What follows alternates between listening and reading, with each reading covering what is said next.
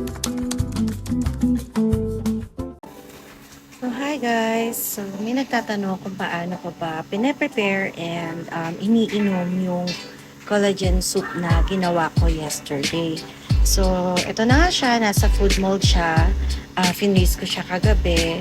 And then, tatanggalin lang natin siya from the silicone food molds. And then, ilalagay ko naman siya dun sa mga ziplock.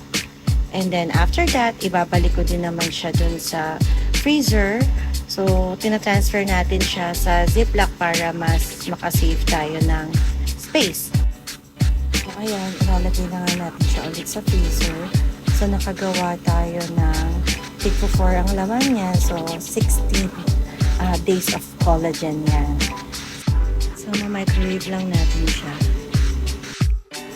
Ganun na kasimple, mainit, comforting, at perfect for my daily collagen routine.